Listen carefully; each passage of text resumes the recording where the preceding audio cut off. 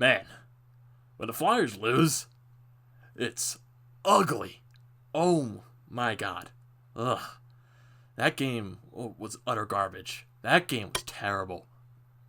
So many defensive mistakes. Just so many turnovers.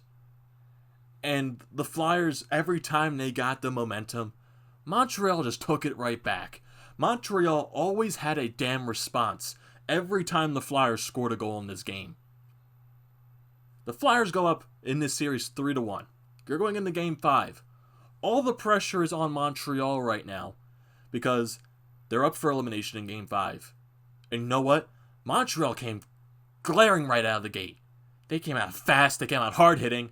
They came out to prove a point that they're not going to go down easy. And this is not going to be an easy task.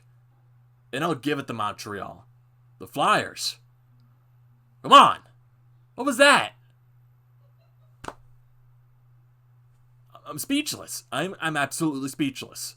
To come out of the gate like that, when you have the chance to take this team down, put them down in Game 5, and you put up that type of effort.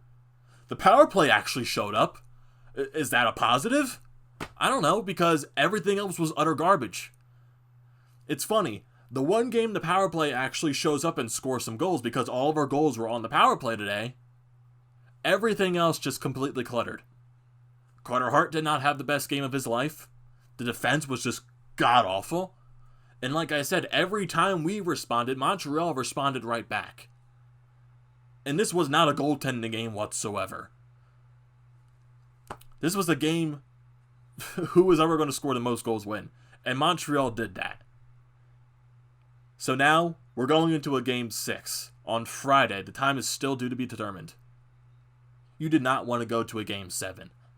Game 6, even though when you're up to go to the next round, when the Flyers are up 3-1, every win is mandatory. Game 6 is especially mandatory. You do not want to let Montreal force a Game 7. That's, honestly, that scares me. You do not want to let Montreal force a Game 7. Where's the killer instinct? Where's the effort to shut this team down once and for all? Where was that today? It was nowhere to be found. The Flyers were not ready. And is the back-to-back to be blamed for this? It shouldn't be an excuse. Because you had more than 24 hours to be prepared for this game. You had a 3 o'clock game yesterday. The game got over, around 6, 7 o'clock, maybe 5:30.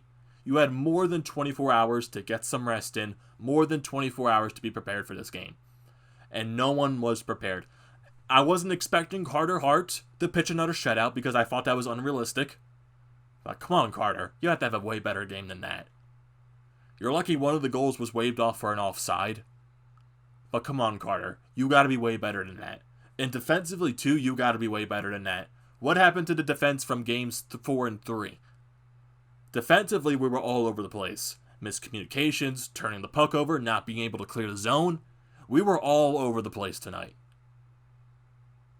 And it just feels like...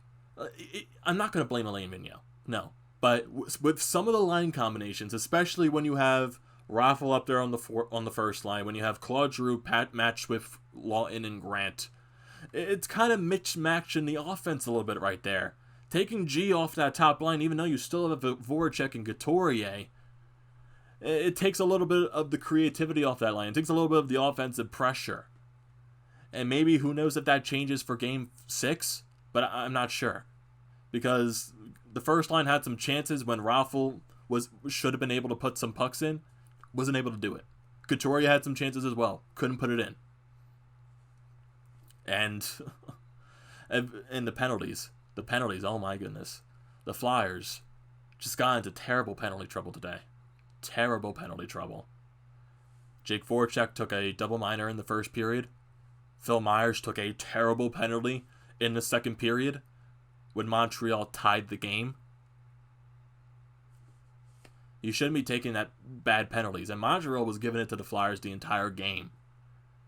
And when the other team was forechecking in the other zone, making that one team frustrated, that frustrated team might take a penalty. And Phil Myers, that was a frustration penalty. And you saw at the end of that game, both teams letting the frustrations out with a little two scrums there at the end. Yeah, you could tell the Flyers were very frustrated with themselves. And they got to be better for Game 6.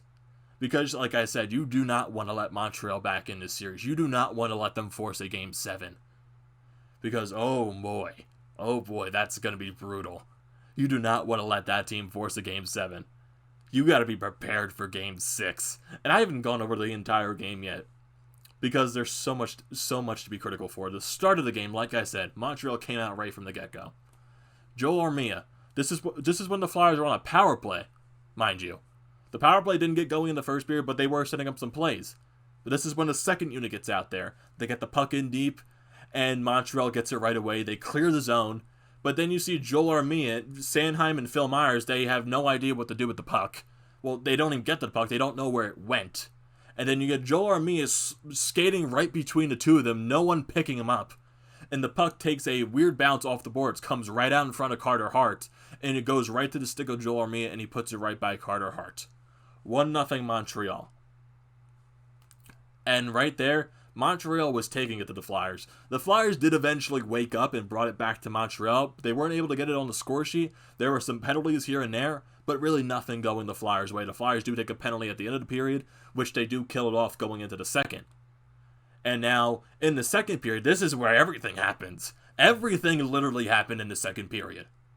So, the Flyers kill off that beginning of the period power play, and then Jesperi Kotkaniemi boards Travis Sanheim into the boards, basically.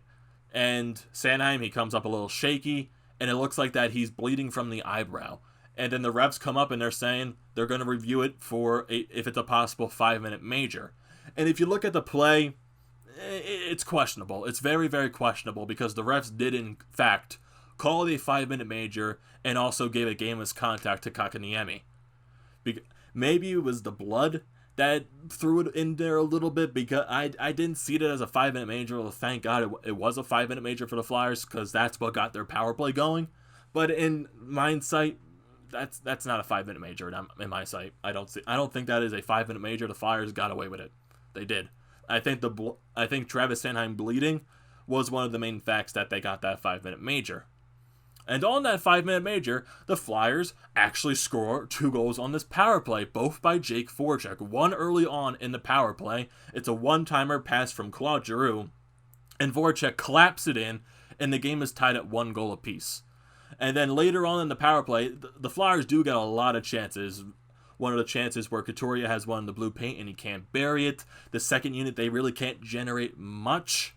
And then the first unit comes out there and they get it with 8 seconds left on the power play. It's Jake Voracek once again. He has the puck and he's coming into the slot and he puts a shot on net, which deflects off of one of the Montreal defensemen and into the net. And also on the first Voracek goal, that did deflect off a Montreal defenseman as well. I think it was Sherratt on both deflections for both Voracek goals on that power play. So the Flyers, they go up 2-1 on those power plays. And then not even that long after, I think it's like about 3-4 minutes after, the fourth line is out there. And honestly, I understand Alain Vigneault wants to roll the 4 lines out there, but I saw a lot of the fourth line today. In the fourth line, they made a lot of mistakes, especially on this next play, because they're driving into the zone, they're on the Montreal blue line, Nate Thompson throws it across the blue line, it gets intercepted by the Montreal Canadiens, and they bring it up the ice, and you got Joel Armia coming up the right side, Justin Braun trying to put him to the boards, and he just throws a little biscuit to the net. And it goes in! It goes in! How? Carter Hart on that play, I can understand because a goalie on that type of play, they have to play down because they got to take away the low shot risk. But you cannot allow that goal. It bounces in off of his shoulder and into the net. Carter Hart, you cannot allow a goal like that. You just cannot. And Carter Hart just throughout this game was not the sharpest he could be. He was having problem with rebound control. He wasn't tracking the puck as well as he was in the previous 2 games. And granted, you're not going to get a solid performance, basically a fantastic performance from Carter Hart every night, but you got to be better than that. He has to be better than that.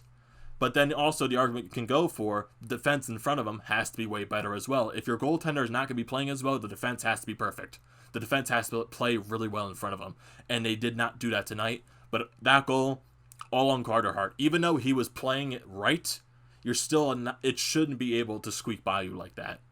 And Joel Armia just put a perfect shot on net, and he got lucky. So, Montreal ties it at 2, and then this is where the stupid penalty comes in. So, Montreal, they're pushing it right after here. They're buzzing after they just tied the game right back up. And there's a whistle. We got a face-off. But on that whistle, there's a little bit of a scrum in front of the net. And then Phil Myers cross-checks Suzuki, and he gets a double minor on that because Suzuki started to bleed. And you know what? Right at the get-go of that power play, it's Brendan Gallagher after a flutter pass from Nick Suzuki, and he bats it into the net like a baseball player. He literally just bats it into the net. He doesn't get all of it.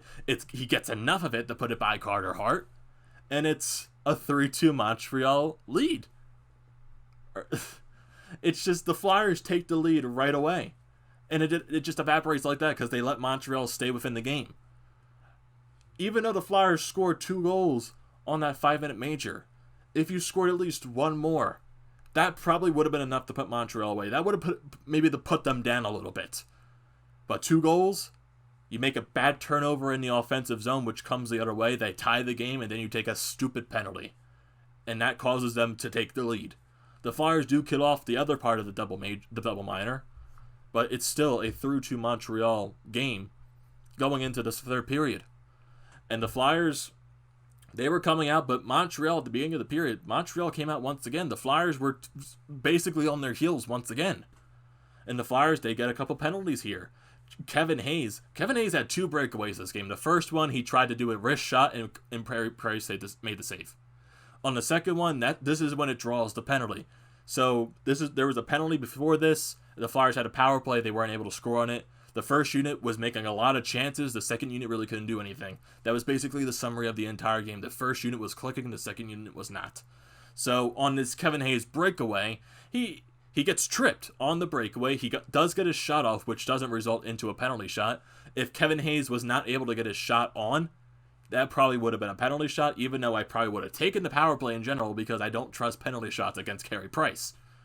So the Flyers go on the power play, and it's the first unit clicking once again.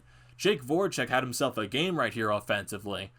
Jake Voracek with this great pass with the redirection by Joel Farabee, and he ties the game at 3 goals apiece. Jake Voracek with his first assist of the night. He had 2 goals earlier, so that's 3 points for him. Joel Farabee's 3rd goal of the playoffs. It's a tie game, 3-3. All is good and well. Well, I guess not, because Montreal literally responded right after this goal 22 seconds after. With a terrible turnover in the defensive zone, it goes behind the net.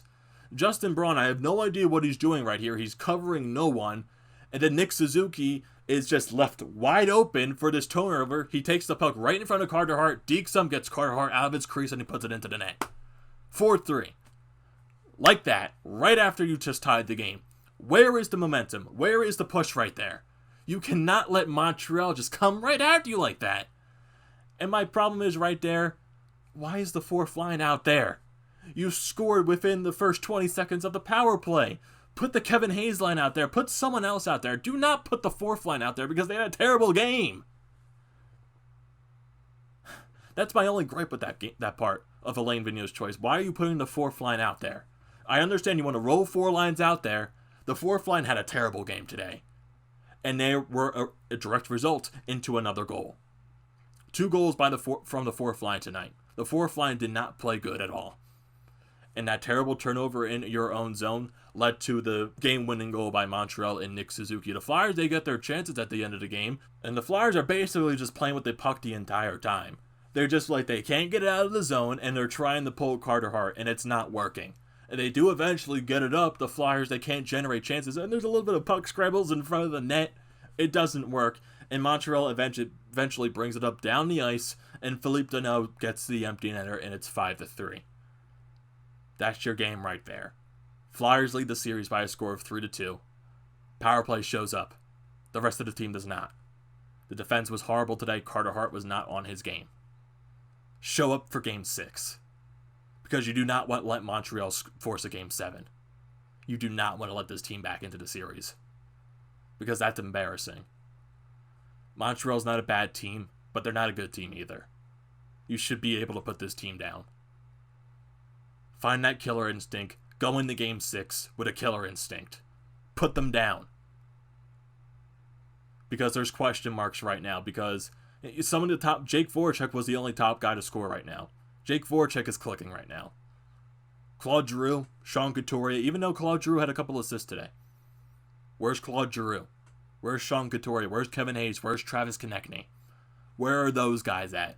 Brendan Gallagher, he finally got his first goal of the playoffs.